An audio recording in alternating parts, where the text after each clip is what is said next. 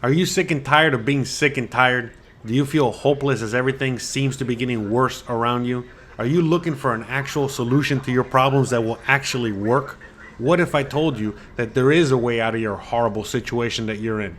There are greener pastures elsewhere. There is a better life waiting for you out there.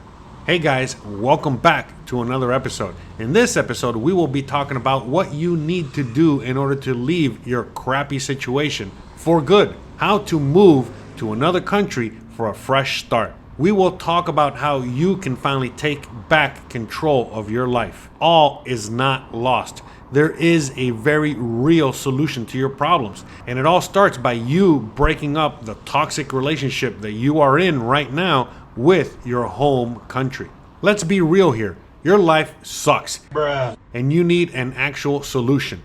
At some point, you might have already thought to yourself that you should leave everything behind and retire early on a tropical beach, or go live and work remotely in another country, perhaps a small colonial town or a quaint little city full of history and culture, or just about anywhere else for that matter. In fact, anywhere but where you are right now would be absolutely perfect.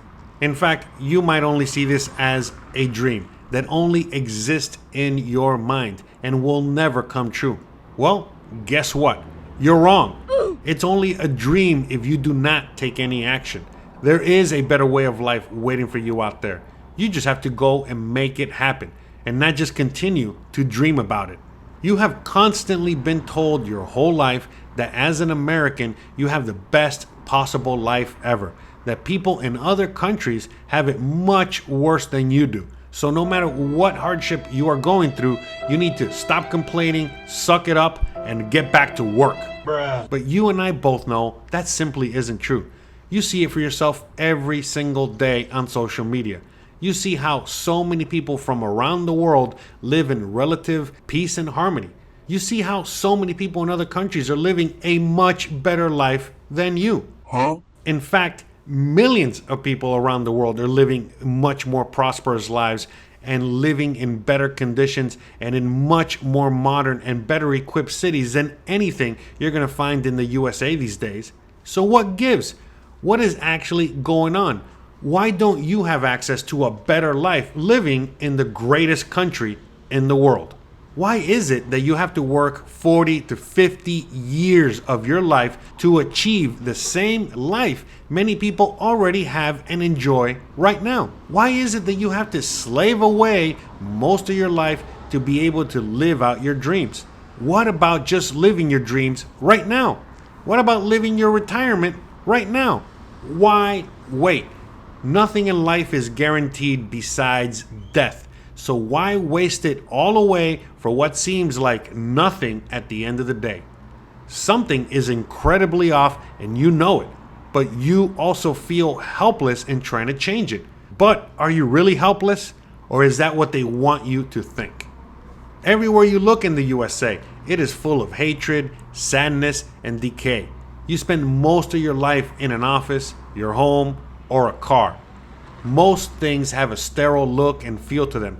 You walk up and down the streets only to continuously encounter zombies living in tents. Everything around you is falling apart in one form or another. You have lost all hope for your future. On top of that, you find out that you can now actually earn more these days by staying at home and collecting government benefits. You can actually earn more by sitting on your ass at home collecting a government check than you would by commuting to work every single day. So why even go to work? A robot will be replacing you soon anyways, so you either continue to go to work for free or you voluntarily imprison yourself at home to collect those government handouts. Either way, no matter what you choose to do, it just drags you further down the dependency hole, making you more dependent on the corporation or the state at the cost of your eroding freedoms. You yearn to live without all the stresses of modern life and wish for a more simple lifestyle. You feel like the world is just a vampire sucking all of the life out of your soul. And despite all of your rage, you are still just a rat trapped inside a cage. The truth is that the United States these days is more like a 2-star hotel charging you 5-star rates. Many Americans are slowly realizing this, which is why so many are leaving the USA for better options. Even many immigrants who came to the USA for a better life and opportunities are now returning back home because they realize that they had a much better life where they came from all along. They were all fed the same lies as you. The only thing is that they actually have a home to go back to and you don't. In fact, you feel as if you have nowhere left to go. But that's not true. You have plenty of places to go. In fact, one such place is Mexico, which is the #1 most popular destination for Americans these days. More Americans live in Mexico than any other country in the world by far. There are many reasons why Americans choose Mexico over other countries, such as a better quality of life, amazing food and culture that many Americans are familiar with already, the close proximity to the United States with the same time zone, lower cost of living compared to the USA. Also, despite what you might hear out there, it is a much safer environment to raise a family and live in. Plus, so many other reasons that I regularly talk about in my other videos on my channel. In fact, many of you in the audience might already be aware of all this, and it is why you are watching videos like this to begin with. In fact, you don't need to be sold on moving to Mexico. You are already sold on the idea. What you need to know is how you can actually make the move to Mexico before it's too late. What you're looking for and what you need is to know how exactly you're going to be able to make this dream a reality once and for all. So with that being said, let's just get right into it. The first thing you're going to need to do is change your mindset. You are about to embark on the most intense adventure you have ever had. Therefore, you need to treat it as such. This is something that will improve your life immensely. This is something you want and need to improve your current situation. So with that being said, just like anything else of the same nature, you have to put in the necessary work to see the actual improvements you are looking for. As the old saying goes, no pain, no gain. Just like going to the gym, you need to understand and embrace the fact that this won't be easy and it will require a lot of work and sacrifice. But in the end, it will be truly worth it once you see the results for yourself. Just like going to the gym, this will greatly improve your physical and mental health. But just like working out, if you are not used to physical activity and are not used to controlling your own mind in times of hardship, then it will be even more difficult for you to go on this adventure. It will require a lot of inner strength that you either have or you don't. The more hardship you have overcome in the past, the easier this transition will be for you. You have to mentally prepare yourself for what is to come. The good, the bad, and the ugly. If you are someone who is used to adversity and has overcome a lot of hardships in the past, then you are more than prepared to take on such an adventure. You have to realize that you will have to learn everything you know all over again. Simply put, you will be in a strange land with different ways of doing things, and on top of that, it's in another language. So, for best results, make sure you prepare yourself as best as possible. For example, learn as much Spanish as you can. Learn to live within your means if you don't do so already. You also have to learn to be patient and expect things to be rough at first as you figure out how to communicate properly. Even if you know the language, there's still going to be certain things that are going to impede that communication. I myself am very fluent in Spanish, but even myself, when I first moved out here, I had my own difficulties until I eventually learned the lingo and the particular kind of Spanish that they actually speak out here. You also have to learn to have a great attitude about things and go with the flow. If you don't, then you will get frustrated very quickly. You must also use common sense and trust your gut. If something doesn't seem right, well, probably isn't right. You can also join some of the expat Facebook groups, watch YouTube videos, read articles, and so on and so forth. Another thing you got to start doing is you need to start walking. You will be doing a lot of walking in Mexico. In the USA, you're not used to so much walking. You're used to driving everywhere, using your car for everything. But in Mexico, most people do a lot of walking or biking or some sort of physical activity on a daily basis. And sometimes it's, again, just as simple as walking down to the store almost every single day. Most Mexicans just do it. But if you're not used to walking, well, that's something you should start practicing before you move out here to Mexico, before it's too late. You should also try to learn what you can about the region you will be living in. But most importantly, don't lose faith and stay positive. And just know everything will work out. You might not always like the end result, but just know everything will work out. Don't forget that life is not perfect. But if you learn how to roll with the punches and live and enjoy the adventure that you're on, then you'll be totally fine. Remember, you are now in a different country with different expectations. So remember, you're not in Kansas anymore, Dorothy. The second thing you should be doing is make a plan. But also know that things will not go always as planned. You have to know how to think on the fly, and you have to realize that sometimes your plan A is not going to work. So you might need to have a plan B, C, D, whatever. But at the end of the day, you cannot get flustered just because your plan or whatever you set in motion did not go exactly the way you wanted it to. You have to have the ability to be able to think on your feet. And the more you have that skill developed, well, the easier it's going to be for you. Because once you set yourself up with a basic plan as an outline to help guide you through your initial first months here, because if you're not able to do that, then you're really going to have a rough time out here. You need to set yourself a basic plan as an outline to help guide you through your initial first few months here until you are able to set your bearings straight. Your plan should be fairly simple. Here's an example that you can use to help formulate your own plan and outline. You should start by setting a date for when you plan on moving to Mexico. Secure an income stream. Figure out what city, region you want to live in. Find a centrally located Airbnb. Figure out how much time you will set aside to look for a permanent residence. I myself recommend using the first month or so to find a place that you plan on staying long term.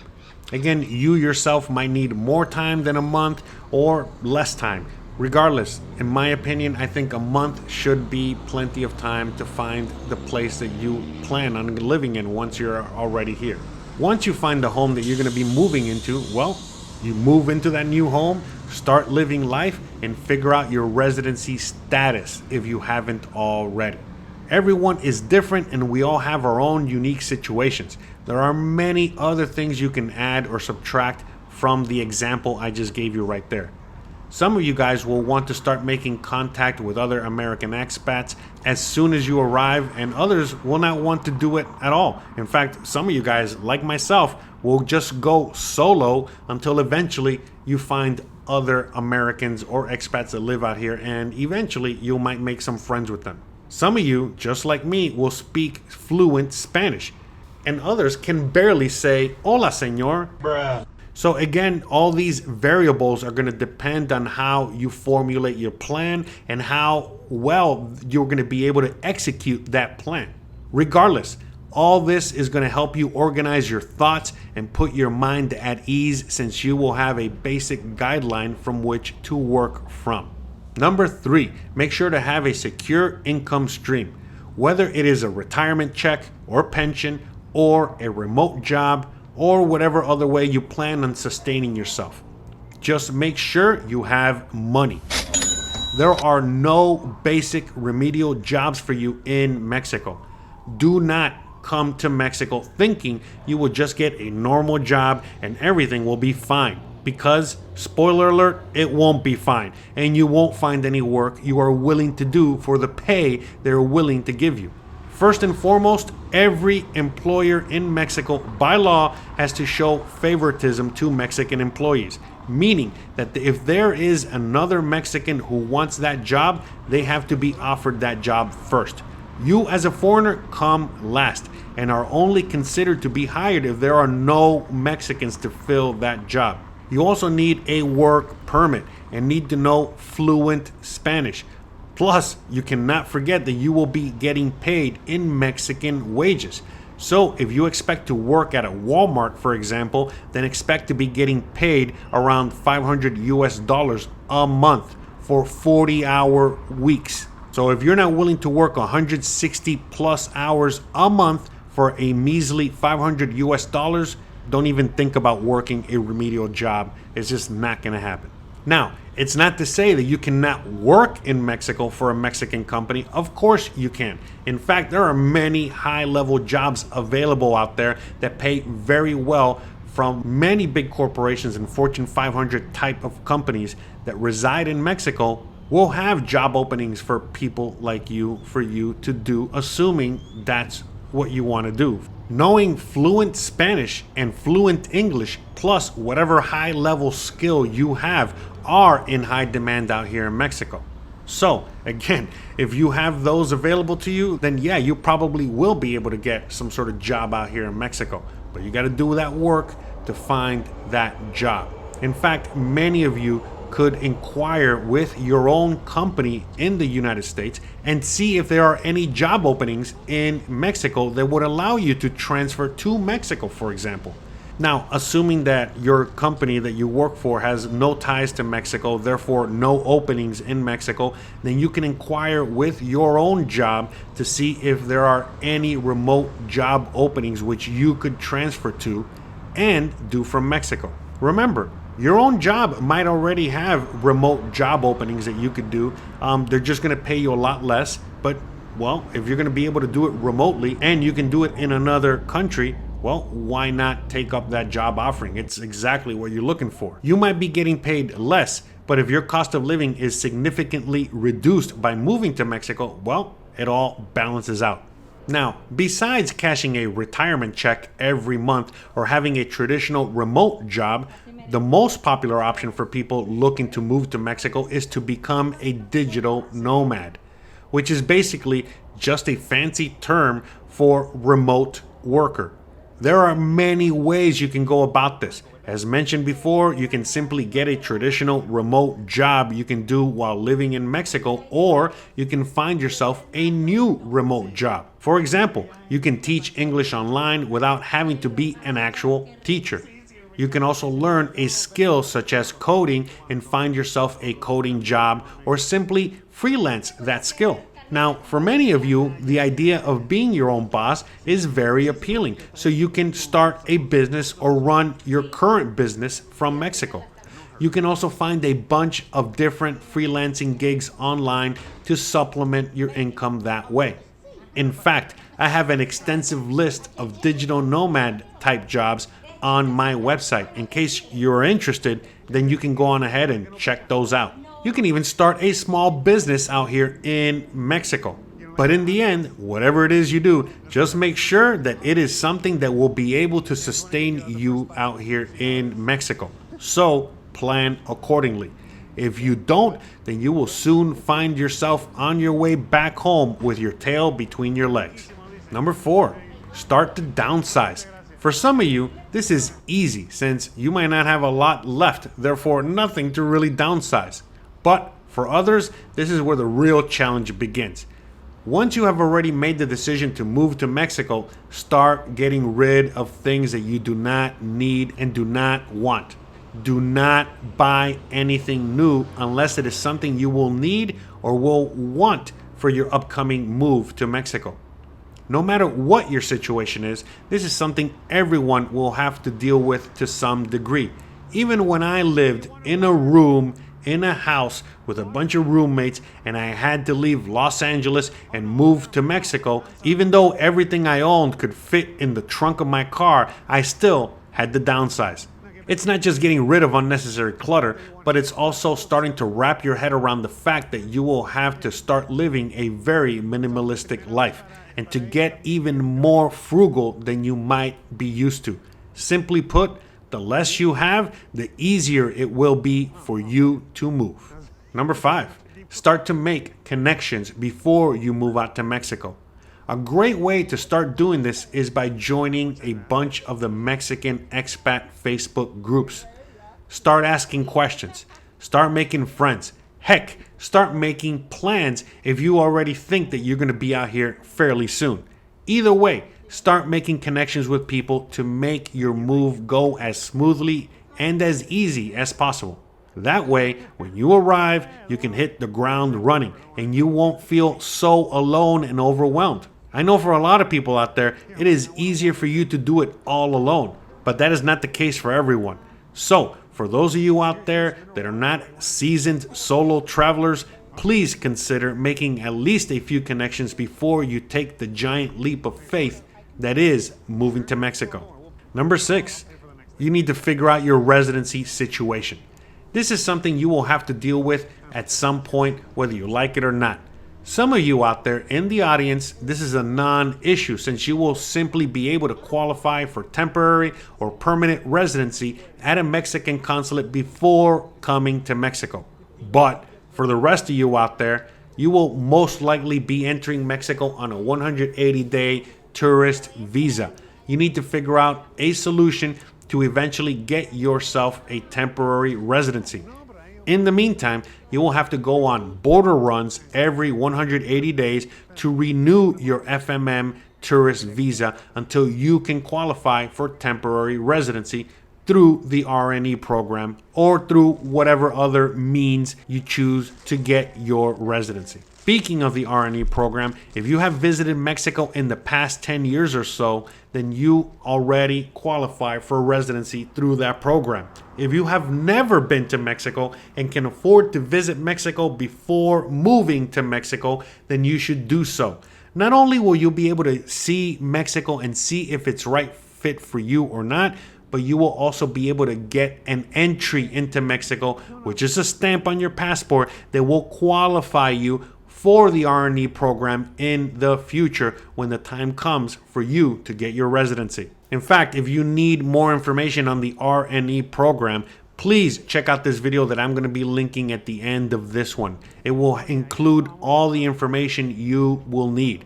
I interviewed Jose Novello, who is a local Mexican lawyer, and he explains the program in depth in that video. So please, if that's something you're considering, check it out once you're done with this one. Now, besides those two options, there are many other solutions for you to get your Mexican residency.